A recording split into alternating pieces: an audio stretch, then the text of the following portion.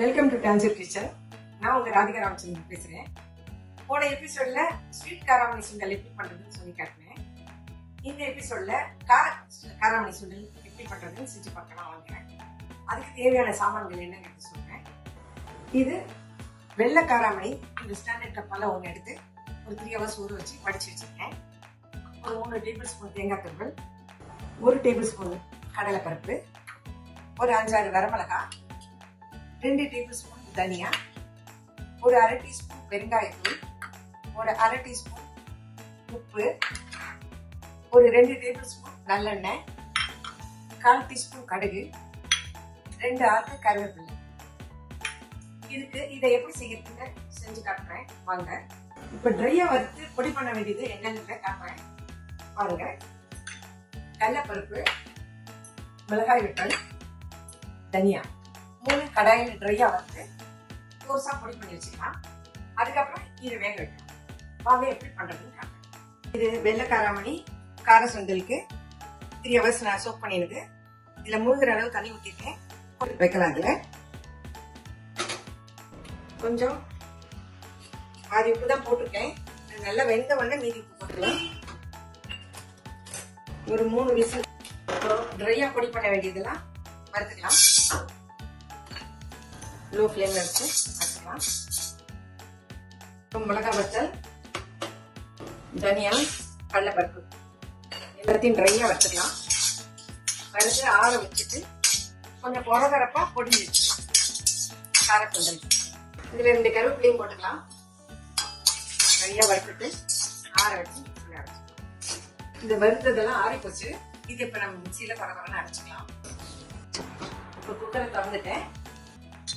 காராமணி நல்லா வெந்திருக்கு. இந்த எக்ஸ்ட்ரா இருக்கிற வாட்டரை வடிச்சு எடுத்துடலாம். இப்போ சுண்டல் பண்ணலாம்.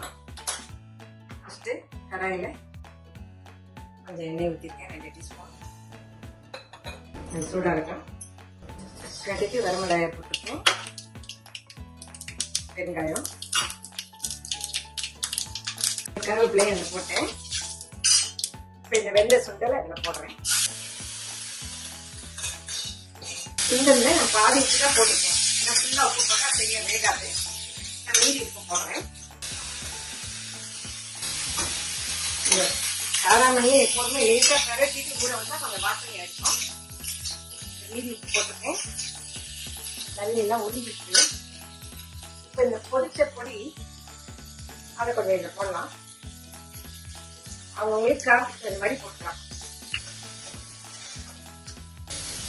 மீதி இருக்கிற பொடியை நம்ம கத்திரிக்காய் கறி, வாழைக்காய் கறி எல்லாத்துக்கும் யூஸ் பண்ணிக்கலாம். சுண்டலுக்கு தேங்காய் வேணும்னா போடலாம். தேங்காய் வேண்டாம் எங்களுக்கு சீயை போடணும்னா அதோட நிறுத்திக்கலாம். நான் கொஞ்சமா இதுல தேங்காய் ஆட் பண்றேன். இந்த நவராத்திரிக்குனால இதுல எல்லாம் வெங்காயம் எல்லாம் சேர்க்கல. வெறும் நாள நீங்க குழந்தைங்களுக்கு சாப்பிட்ட மாதிரி ஏதாவது பண்ணி கொடுக்கணும்னா வெங்காயம், கேரட் துருவல் எல்லாமே இந்த சுண்டல்ல சேர்த்துக்கலாம்.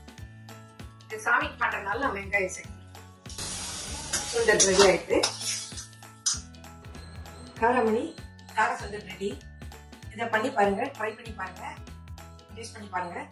என்னோட யூடியூப் சேனல் டான்சர் கிச்சனை கண்டிப்பா சப்ஸ்கிரைப் பண்ணுங்க. பெல் பட்டன் அமுக்குங்க. ஆட்டோமேட்டிக்கா உங்களுக்கு என்னோட ரெசிபிஸ் எல்லாம் நீங்க அதெல்லாம் பார்க்கலாம். என்னோட புக்கு டேஸ்ட் ஆஃப் டான்சர் இப்ப அமேசான்ல அவைலபிளா இருக்கு. கீழே இருக்கிற லிங்கை கிளிக் பண்ணுங்க. இந்த புக்கை வாங்குங்க. இதுல உள்ள ரெசிபி எல்லாம் ட்ரை பண்ணி பாருங்க. கண்டிப்பா உங்களுக்கு